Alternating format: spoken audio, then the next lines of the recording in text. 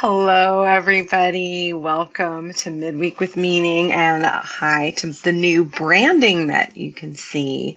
I hope you liked our new opening. I've had a lot of support creating something that's a little more in alignment with the work that we're doing here at Guardian at the Gateway. So I'd love to tell you more about it, but that is not why we're here today. We're here today for our latest installment of Midweek with Meaning, where we're going to talk about safety and certainty. So as you're coming on, if you're watching live, please say hello. Leave me some hearts, some likes, some emojis. Let me know where you're watching from so I know who's here. That's super fun. And if you're watching the replay, please put replay in the comments. So this topic was introduced to me in a way that I could really like. It really landed for me in a big way last week. I am currently in the Synthesis Institute's Psychedelic Practitioner Training inaugural course. And oh my gosh, friends, it is so good. The material we're covering around how to be a really ethical, grounded, supported psychedelic therapist is just such a robust conversation we're having. So this topic came from that training. As you're watching, please make sure that you have a pen and paper, because I really, really encourage you to take notes as we move through this material. I want to share that I have like a rudimentary understanding of this, and the more I contemplate it, the more interesting it becomes for me. So I'm hopeful it will become a good resource for you as well. So I'm going to give you a sec to get your pen and paper while I'm going to take a swig of my brilliant coffee. Okay. Are you ready? If you're ready, let me know. Give me a thumbs up or something. So this comes from Barry Mason's Safety Certainty Matrix, which is so valuable because many of us collapse certainty and safety into the same thing. Like safety and certainty mean the same thing for many people, but truly they don't actually mean the same thing. And by kind of teasing these apart, it gives such a wider range of ability to understand how we're relating to the world and to recognize when we may be in different quadrants in these different areas and why we might be feeling the way we're feeling. So if you have a pen and paper, if you have your journal at hand, I would like you to start by drawing a vertical line on your paper. This is going to be your center cross line. It's going to go up and down like this. And at the top, I would like you to write safe. And at the bottom, I'd like you to write unsafe. So we're starting with the safety unsafe pole. And then I'd like you to draw a horizontal line. On the left side of the line, please write certain. And then on the right side of the line, write uncertain. So let me know when you have that. So again, your vertical line is safety at the top, unsafe at the bottom. And then your horizontal line has certain on your left and uncertain on your right. So as you can see, your upper left quadrant is your safe, certain zone. Your lower left quadrant is your unsafe, certain zone. Your lower right quadrant is your unsafe, uncertain zone. And your upper right quadrant is your safe, uncertain zone. And we're going to talk a lot more about these, so this will all make sense in a moment. But first, let's talk about what safety and certainty even are. What does it actually mean? So, of course, I love turning to all the definitions of words to understand more about what they mean. So let's talk about certainty first. Certainty is the state of being certain, which means to be definite, sure to happen, inevitable, established beyond doubt or question, or indisputable. So that's what certainty means, when you have that quality, that absolutely sure, that you have no doubt about it. Let's see what else here. So that's the first thing about safety and uncertainty, or about certainty. And now let's talk about safety. Safety is the condition of being safe, being free from danger, risk, or injury. Now, a lot of us might think of safety in a physical sense, right? Like at the moment, you're not being chased by a bear that's about ready to shred you to ribbons or things like that. You're not in a car accident at this moment. You're not in overt danger. But this other component that I want to bring in is the idea of psychological safety, which I think many of us struggle with feeling. So psychological safety is being able to show and employ one's core self, without fear of negative consequences of self-image, status, or career. So basically, psychological safety is that freedom to be authentic, to be you and not be chastised for that, to be valued for who you are. So these are where we're going to explore. And again, I want to share that this is from Barry Mason's work, and I accessed this through the Synthesis Institute's psychedelic practitioners training. So let's talk about the first upper left quadrant on the matrix that you probably drew already. So we're going to talk first about being safe and certain. Sounds pretty good, right? Safe and certain sounds pretty good. And I suspect, it's a good homeostasis baseline to orient towards. So some hallmarks of being in the safe, certain zone. Some of the pros of this zone include a sense of comfort, a sense of predictability. For some people, there's also this feeling of control. When you're safe and certain, there's this control. Nothing too wild is going to happen in your life. But some of the challenges with being stuck in the safe, certain zone is it can cause you to become dogmatic, rigid in your thinking, maybe a little brittle, not very flexible. And it can have this sense of staleness. When things are safe and certain all the time, it can be boring. It can be really can be really stagnant. Sip number 2 while you let that land. As you're thinking about being safe and certain, can you imagine a time that you may have felt that way? Maybe a situation or a relationship in which you felt safe and certain. And perhaps you didn't. I think it's interesting to note if you've never quite felt that way. All right, let's move on to the lower left quadrant, which is the unsafe, certain zone. Let's talk about what happens with this unsafe certainty. Unsafe and certain. So when one is feeling unsafe, either psychologically or physically unsafe, but certain, if we recall the definition of certainty, is that we are sure that something is going to happen, something is inevitable, it's indisputable. What can be some hallmarks for us in this zone are feeling defensive, blaming. It's really difficult to adapt from this place.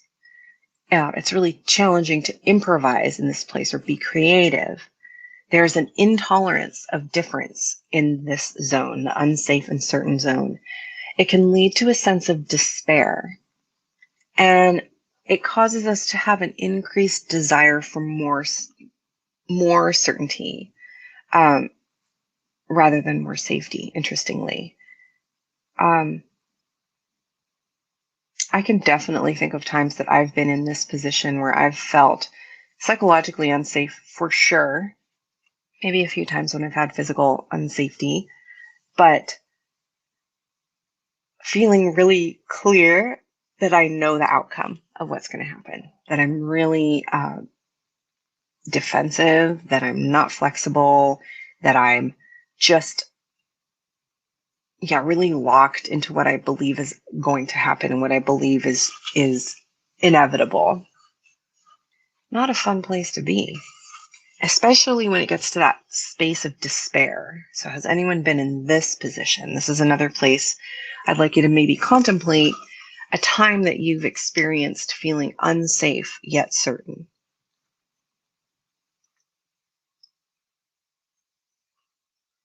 And now let's check into your lower right quadrant, your unsafe and uncertain zone. This one is really difficult.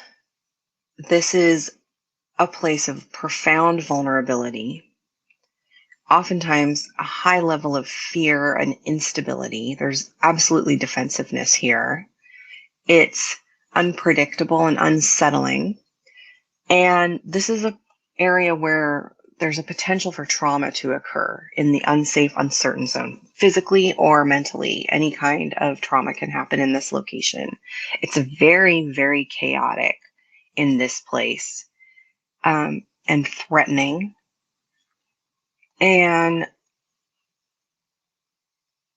what's this word I wrote? Negative liminality. I think it means that this kind of weird timelessness or relationship to time can really get wonky here.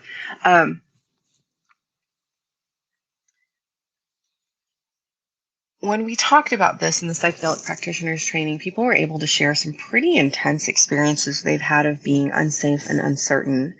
And I wish I was in a position to share them with you, but I'm not able to share other people's stories. A situation that I can recall in my own personal experience was when my daughter was dying. It was a pretty traumatic experience. It kind of happened really fast when she was in surgery. The details don't necessarily matter, but it was definitely fearful. There was a lot of, it just felt like I was in an earthquake situation. It was so chaotic and so much potential for trauma. But also like a trip. My brain was like, woo, in a totally wild place, like an expanded state of consciousness for sure, an alternate state of consciousness. I'm sure many of you have had a moment of that kind of experience. If you haven't, bless you, and I'm so grateful that you haven't had that experience, but perhaps you can tap into a memory of a time that you did feel that way and think about that. And then let us move in to the upper right quadrant, which is the sweet spot. This is the safe and uncertain zone. And when I'm working with my clients or when I'm striving in my own personal life, in my own personal relationships, I like to really be in this area. I definitely like safe and certain, but safe and uncertain can be really interesting. This is an area of great creativity and curiosity. It can be emergent, like things can kind of come to fruition in this space. It's very dynamic. It's generative. There's a lot of possibility in the safe, uncertain zone. It's absolutely uncomfortable. It's what's known as the growth edge, right? This is the tolerating discomfort for growth, even though we're safe. There's oftentimes internal resistance happening, and it has the potential to be powerfully transformative, to be in the safe, uncertain zone. So, as I said, this is my favorite zone to be in because I swear I can feel my neurons reconnecting. I feel like I can feel my brain connecting to other parts of my brain. I think in that area, I can have so much deeper understanding. There's even kind of an energy there. There's kind of this uh, almost flow states, I think, can happen here in this safe, uncertain zone because we're kind of riding this edge. Not quite sure where we're landing exactly, but it feels safe and it feels explorative. So I would love for you to contemplate times in your life that you have felt safe and certain. I'd love to hear which some of those experiences were for you. So why did I bring this topic up today? I brought this up for a couple reasons. One, because it blew my mind in the first place to be like, that's such a beautiful explanation of these different ways that we can move within safety. Now, some of my clients I've worked with, oftentimes with ketamine, for example, when we're in the ketamine medicine space, people can feel, sometimes they can feel really frightened because they think that they're unsafe. I think partially because they're actually uncertain about what's happening or what's going to happen. And I've also experienced this with people in birth when they're giving birth, like they're actually in a pretty safe experience, but they're really uncertain about what's coming up. And they're, of course, riding some intense waves of hormones as well as perhaps pain. So it can really shift people into feeling unsafe and uncertain. But our goal as a nurse, my goal as a nurse or as a nurse coach or as a psychedelic therapist is to help people move into that growth state, that safe uncertainty. How might we tolerate those pushing into those edges and then embody it so we can move into the safe and certain place as much as needed? So one way that I do this is to work with the embodied feeling of what these states feel like for you. What do these states feel like for you? So when I'm feeling, I mentioned in the safe uncertainty, I said I can feel kind of my brain growing and it has a bit of an energetic feel to it. And also in that space, it can feel uncomfortable for me. And it can also feel, oh gosh, have you ever had that feeling of like you're reaching for the cookie jar? It's on the top shelf and you can't quite reach it, but you can kind of just like touch it with your fingers and you're like almost can grab it, but you can't quite. And it requires a lot of effort. That's where I feel in my safe uncertainty. Like I can almost grab the cookie jar. Um, so that's an embodied experience for me in a safe uncertainty place. Now in the safe, certain space, my embodied experience there is often generally pretty relaxed. I can also feel bored in that place. I guess that's not essentially a embodied experience that can happen. The relaxation is a good definition, as well as I can experience, I don't know if habit's not an embodied feeling, but there's this kind of moving through my day or my experience that's kind of automatic in a way, not necessarily disembodied, but like it doesn't require a lot of brain stretching. It's just kind of an automatic process or a habitual way of being. In the unsafe and certain place, just thinking about it. Oftentimes, I think for me personally, I get that fear feeling or I get angry. That's where the defensive feeling comes from. Or I feel very tight. I feel like my belly gets really tight. My breath gets short, but it's more, I think I'm in more of a fight phase in the unsafe and certain zone. it requires a lot of internal management for me to navigate that one. Almost, how can I describe this? Like two parts of me. Like there's the part of me that internally is like defensive and angry and running this one story, but then I have to really manage my external expression. I have felt unsafe and certain in some previous work I've done as a union delegate, and not necessarily for myself, but for the employees that I was representing, where it was like their livelihood was on the line, and I was feeling like it was really unsafe for them, that they might be losing their job, but at the same time, I can see the writing on the wall. And sometimes it wasn't exactly justified. Sometimes, I mean, complicated things are complicated, but also like, yeah, some things start to seem inevitable, and that psychological safety of people not being able to be themselves, definitely seen that play out, and that sucks. And then talking about the embodied feeling of that unsafe, uncertain, just definitely feels like a panic and an expanded, non-ordinary state of being. So those are some of the things that I've experienced. I would encourage you in a non-stressed out time to perhaps look at some of these, contemplate times that you may have felt this way, and try to recognize how your body feels in response to remembering those situations or putting yourself back in that area. Because what can happen then is once we understand how the body is responding in these situations, it might help us to then understand and recognize when we are in them. And let's say you're starting to feel unsafe and certain. What techniques might we have here to recognize whether or not what you're feeling is accurate? And I'm not dismissing anybody's feelings here by saying that. What am I saying by that? What I'm saying by that is, I think sometimes that we can get triggered into one of those states, right? Based on previous experiences, perhaps.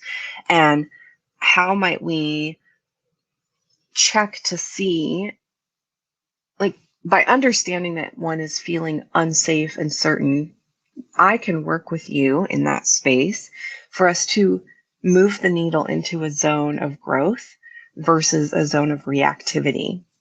Or shut down, I guess, would be another thing that I see there. People often will shut down. I'll shut down when I get into those zones and can't learn or grow.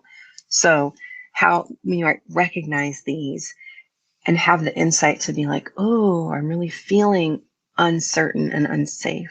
What do I need in this moment to return to feeling a way that's more tolerable? So yeah, I hope that was interesting to you. I hope this gives you a framework of something to work with and navigate. Is there anything else I want to say about that? Yeah, I'm going to just keep sharing with you guys things as I'm learning them in this program, because I'm finding it just such a powerful way to put things into words using some of these different paradigms that I hadn't had access to before. So whatever I get, I'll share with you. And of course, if you have some ideas you'd like to know more about a particular topic or something's interesting to you, I'm all ears. I'm super interested in diving into these different arenas. So that is our midweek with meaning. I can't wait to hear what it's like for you to have more information in this arena. And I will talk with you all next week. Oh, one other thing. We're going to be doing Mindful Journey, a safer psychedelic home use course that's coming up in the next couple weeks. If you'd like to know more, please text GG Mind. I should put that on the screen for you guys. GG Mind to get enrolled. And I would love to have you there. This is a small workshop for those of you that might be interested in doing psychedelics at home. I'm not condoning illegal psychedelic use. However, I recognize that people are going to do that. And my job as a nurse is to help keep you safe and informed. And this workshop is to help you get some insight on how to do that well. So I'm hopeful that will be interesting to you. All right. That's what I got to share. And I will talk with you, beautiful souls, next week. All right. Have a great day.